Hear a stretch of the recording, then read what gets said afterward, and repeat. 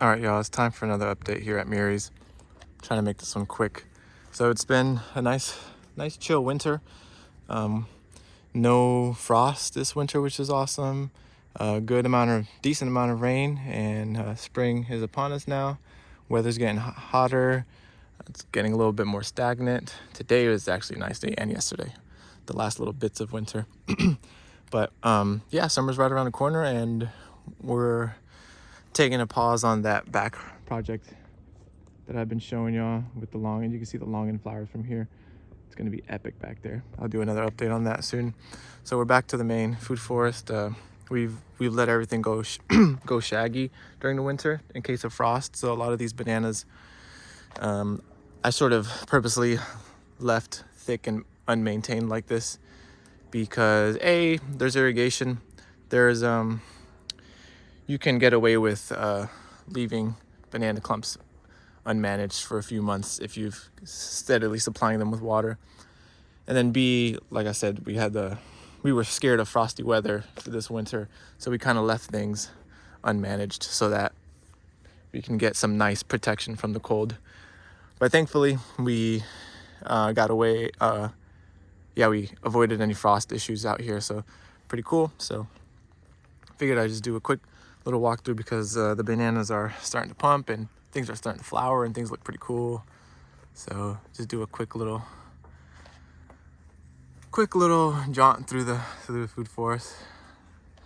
So I'm trying to open up some sunlight here. I haven't managed yet, but I'll show y'all the difference of some of them that I managed, some of them that I didn't. Here's some guavas. This tree needs a little bit of managing, lifting up the skirt a little bit and getting some airflow in here. It's a little stuffy. I'm trying to see if I can spot some guavas.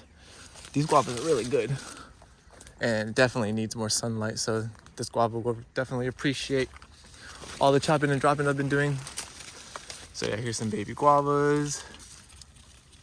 Yep. So yeah. All right, let's get back to this row.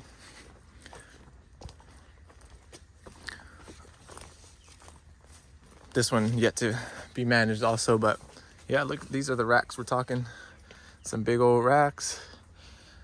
Got some raccoon damage. I'm sure that all sorts of animals are loving it. But yeah, I've been debating on whether or not I should start harvesting some of the ones that got some damage, like this one. I'm not crazy experienced with these varieties, so in terms of like knowing when to harvest them, so any kind of help would be appreciated if people know more than I do about these bananas. I think this is a Dwarf Namois. They look plump, they look good, but I'm afraid of harvesting it too early. So yeah, let me know what y'all think, because it seems like this raccoon's, or whatever animal, possum, I don't know, most likely raccoon, is going to town on this one. So, and then yeah, here's a more managed one. You can see the bananas. Here's another one. Looks like a Dwarf Namois. Looks like a tall Namois here. So these have yet to be managed. So you can see it's a little bit more shady. And then when we kind of walk maybe a little bit more over here, see a little bit more sunlight poking in. So these are the ones that I've managed. So a lot more sunlight coming in. Pups are out. I've been noticing that it's easier for me to take out pups, these when they're bigger. They just pop right off, and the eye is easier to get. So it's been nice to actually wait for them to get a little bigger. So now, I define, this is the one that's gonna fruit now, this is the one that's gonna fruit next, and then that one's gonna be the one that fruits later, or we can take that one out as a pup and move it or sell it. So there's options here. Of course, all the biomass is going to the ground. I'm kind of in the process of chopping. I figured I'd take a break in. So another important aspect of doing this is a lot of things are starting to flower. Look at this grafted mango flower. Came in a really funky shape, and I had to prune it to try to correct, and it responded pretty nicely. Super beautiful, Jamaican cherry, strawberry tree. So yeah, definitely a lot of sunlight poking in now. Some of that breeze is able to come in. Got a young canistel here getting fed all the banana biomass. So yeah, it's a big job. It's but super rewarding once I see once you see the difference of everything. A lot of the Suriname cherries are starting to pop through, which is really nice. Let's see what else I can find. Let's go over here. I'll just make it quick. I don't really want to spend too much time. Just want to talk about the importance of this sort of spring pruning. If you have a crazy dense system like this, you can't let those bananas get away from you, because if they will, then it just creates way more problems. So it's nice to get ahead of it, even though summer is technically, a few months away. I know usually this time of year could be some really, really dry conditions. So that's part of another reason why it's good to do a nice pruning in the springtime, to bring all that banana biomass down to the ground to help cruise through March, April, May, which here in Southwest Florida can be super, super, super dry and windy. The last bits of spring, it can be like that here. It can be pretty intense. Things are starting to heat up, as opposed to winter. Things are kind of chillier and dry. It's a combination of hot and dry that really starts to put some stress on certain plants. Some plants actually don't mind it. Another one of some grafted mango, I'm not sure, but it's starting to flower profusely, pretty nicely. We'll see. It's already starting to set. Couple fruit. I'm not sure what variety it is, but you can see we've opened up a lot of sunlight for it here. Another banana rack there.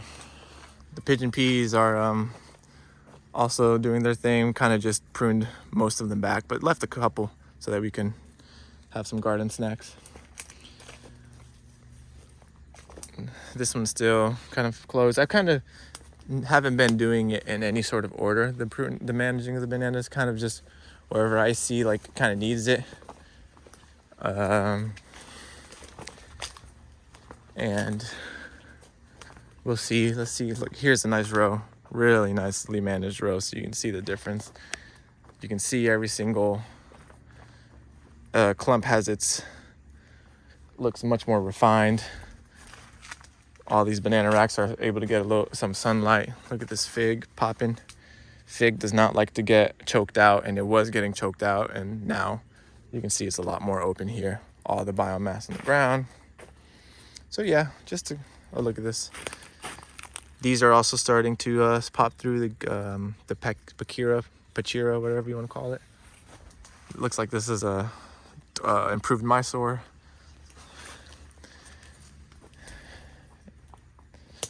The pineapples are starting to awake as well. There's a lot of them that are starting to flower. Oops.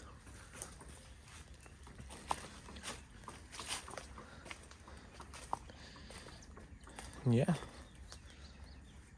I got some jackfruit in pots that maybe we should plant in the ground now. Another dwarf moss starting to flower. Yeah, all the castors are pruned back. They're already starting to resprout. That's the first thing I did, was take down all the castors. They're no longer needed at this point. So we're just gonna process them and let them feed the ground, and let the eucalyptus, the corymbias, start taking their place. Looks like we got some, I actually don't know what this is, but some other target trees down in there. So it's been really nice to be able to open everything up so that we can actually remember what we had planted.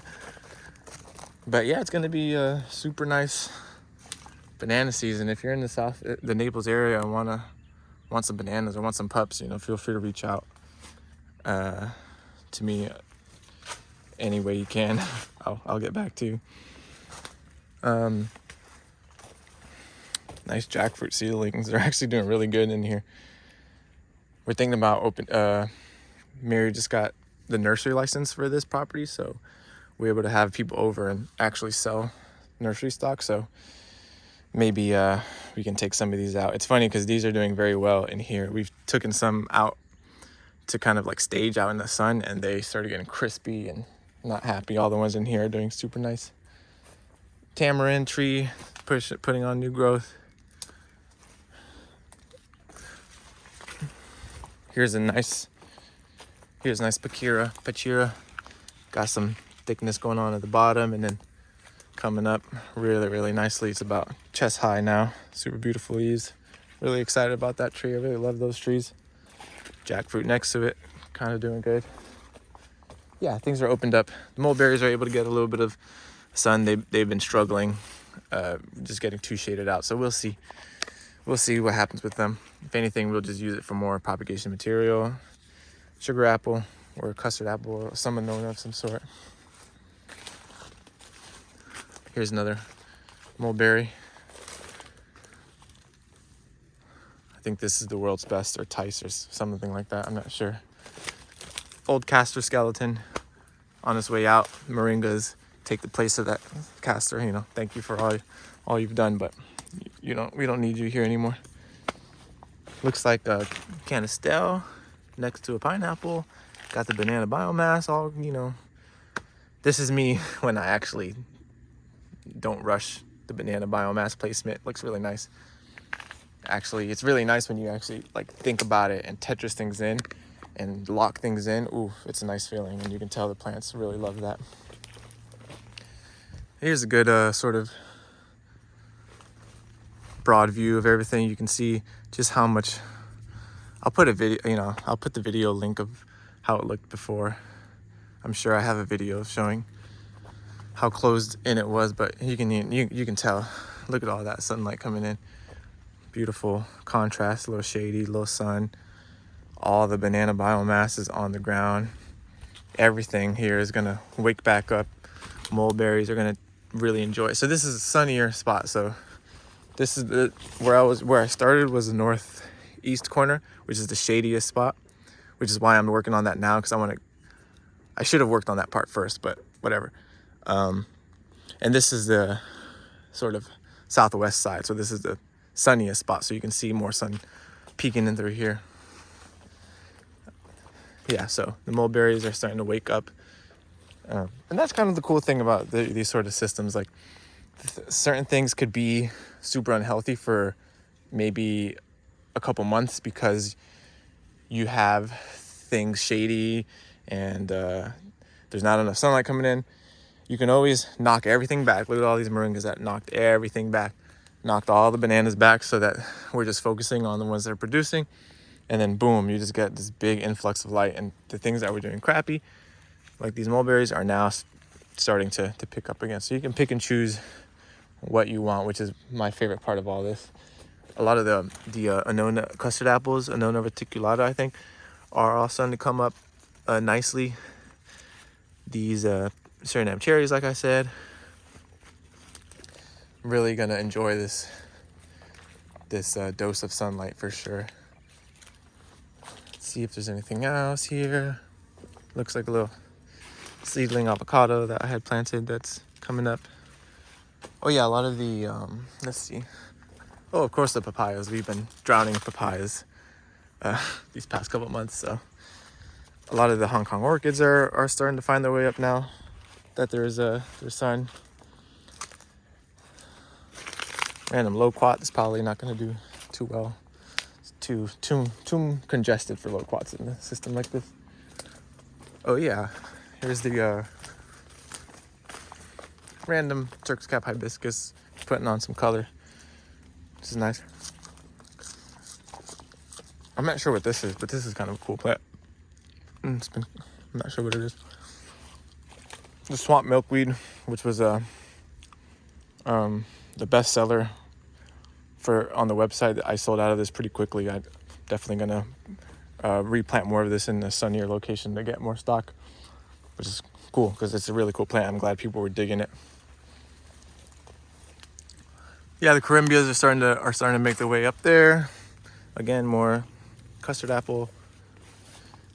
All right, around 15 minutes here. I don't want to prolong this any more than it has to. So yeah, that's it. We're chipping away at mirrors, getting these bananas managed so that I can finally focus on the next task, which is opening up new areas to the south so that we can do more vegetables, because Miri really wants vegetables. She loves all the trees and all that, and you know I love working with trees as well, but you know, just veggies are just, they're just so good. You can't beat it, even though they're more finicky. Mountain soursop. Looks like a sapote mame seedling. So you can see just how shady it is. Boom. Definitely this, let's see what happens here. Oh. Jujubes. They're really nice and crispy when they're green like this, and then they get a little bit of color and get a little funk, which I kind of like the funk. I can handle funk pretty good compared to other people, but they're really beginner friendly when they're green like this. A little more crunchy, a little more Granny Smith apple like. What is that in? The improved Mysore. Really like the way the bananas look. But yeah, so you can see the difference, just how shaded it is in here. This jujube is definitely a full sun type of tree, so you can see the bottom branches are just not loving it, and I had some black fungal issues too. Yeah, I think the fungal issues would be resolved once we get all this nice and cleaned up like it was over there in the other section. So jujube definitely a winner. I really love how versatile the fruit is. Yeah, look at that difference. All that sun compared to all that shade. Big difference. Let's go check this mango out that's flowering. And it was in a more sunnier. This is south, so we're a lot more sun here. Nice, better structure than the other mango tree that I was showing y'all. Super nice. Not sure what variety it is, but we got some remnant vegetables that we were trying. You know, nothing major, but didn't cost much either. Just threw some seeds underneath this banana. So can't beat it, you know. Another mountain soursop. Looks like a lot of these boldos, the coleus or whatever you want to call them. It's like Pectranthus are flowering, which is really cool. Peaches, little baby peaches everywhere, which is really nice. Everything needs to get managed here. A lot of stuff is flowering. This Grumi Chama is flowering. Grumi Shama. Interesting smell. But yeah, so it's a cool time of year, and the job is to open up light and airflow, bring juicy banana biomass to the ground. Look at this Barbados cherry. I pruned it, opened up sunlight, and it instantly reacted, saying, "Oh, thank you so much." So prune your plants, give them the love they need, open up sunlight, don't get too congested, especially here in Florida. Mulberries reacting to the new sun and a little bit of pruning. Yeah, that's all. I'm just gonna go ahead and do a quick little preview of the area we're gonna be working on. See if I can get this pineapple flower. Yep, there you go. Just starting. Oh, this one too, even better. More sun over here, so they grew a little faster. But yeah, so we want to do this area, the southernmost side, and actually do some veggies, because we've been toying around with them. Here's a tomato. Not the best tomato, honestly, but hey, it's homegrown. So yeah, this is the new area, and then of course the Longan Grove is back there. So anyways, that's it. Till next time, peace.